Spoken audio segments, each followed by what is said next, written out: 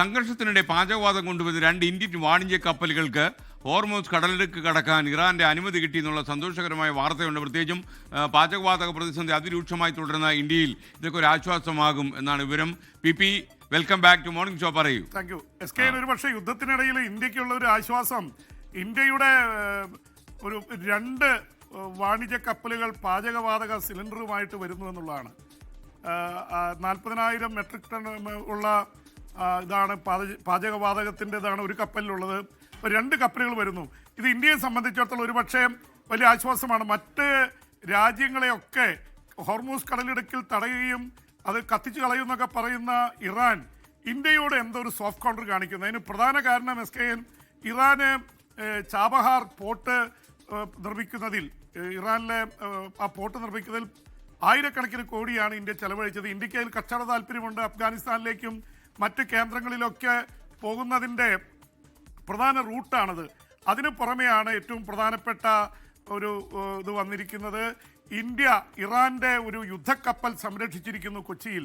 അത് ലവാൻ എന്ന കപ്പലാണ് ഇന്ത്യയുടെ ഇതിലുള്ള അവിടുത്തെ ഇറാൻ സൈനികരെ സംരക്ഷിക്കുന്നത്. അതുകൊണ്ട് ഇന്ത്യയുടെ പ്രധാനമന്ത്രി ഇറാൻ്റെ പ്രസിഡന്റ് മസൂദ് പെഷഷ്കിയാനുമായും നമ്മുടെ വിദേശകാര്യമന്ത്രി എസ് ജയശങ്കർ അവിടുത്തെ ഇറാൻ്റെ വിദേശകാര്യമന്ത്രി അബ്ബാസ് അറഗാച്ചിയുമായിട്ട് ചർച്ച നടത്തിയിരുന്നു. അവർ കൂടി ഇടപെട്ടാണ് ഈ തരത്തിൽ. അത് ഇന്ത്യക്ക് വലിയൊരു മൈലേജ് ഉണ്ടാക്കിയ കാര്യം തന്നെയാണ്. അപ്പോൾ എന്തായാലും കാര്യങ്ങൾ വളരെ എന്താ പറയുക, ഇന്ത്യക്ക് ആശ്വാസകരമായ തരത്തിലേക്ക് കാര്യങ്ങൾ പോകുന്നു. അതിനിടയിലാണ് ലെബനോണിൽ വലിയ ആക്രമണം ഇസ്രായേലിന് നടന്നുകൊണ്ടിരിക്കുകയാണ്. 12 പേരാണ് കൊല്ലപ്പെട്ടിരിക്കുന്നത്. ഇപ്പോൾ മരണസംഖ്യ ഏതാണ്ട് 600-ന്റെ അടുത്തെത്തിയിരിക്കുന്നു. ഇറാനിലും ഇസ്രായേലിൻ്റെ വലിയ ആക്രമണം നടക്കുന്നുണ്ട്. മരണസംഖ്യ 1500-ന്റെ അടുത്തെത്തി എന്നാണ് റിപ്പോർട്ടുകൾ വരുന്നത്. പരസ്പരമുള്ള ആക്രമണമാണ്. ഇറാനിലേക്ക് ഇസ്രായേലിൻ്റെ പ്രധാന കേന്ദ്രങ്ങളിലേക്ക് മുഴുവൻ ക്ലസ്റ്റർ ബോംബുകളും ഹൈപ്പർസോണിക് മിസൈലുകളുമായിട്ട് ഇവർ ആക്രമിക്കുന്നു. ഇതെല്ലാം കൂടി വല്ലാത്ത അവസ്ഥയാണ്. അതിനിടയിൽ വളരെ കൗതുകരമായിട്ടൊരു കാര്യം വരുന്നത്, അമേരിക്ക ഇന്ത്യ അടക്കമുള്ള രാജ്യങ്ങളോട് യാചിക്കുകയാണ് റഷ്യൻ എണ്ണ വാങ്ങാൻ എന്ന് പറയുന്ന ഇറാൻ്റെ വിദേശകാര്യമന്ത്രിയാണ്.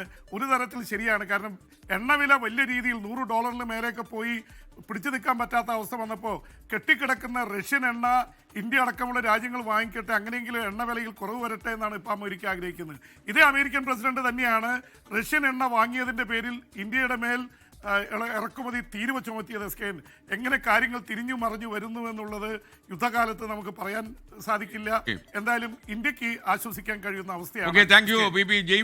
ലോകത്തെവിടെയായാലും ഏത് സമയത്തും 24 വാർത്തകളും ഓഗ്മെന്റഡ് റിയാലിറ്റി പാക്കേജുകളും എക്സ്പ്ലെയിനറുകളും വിശദമായി കാണാൻ ഞങ്ങളുടെ യൂട്യൂബ് ചാനൽ നിങ്ങൾക്ക് സബ്സ്ക്രൈബ് ചെയ്യാം.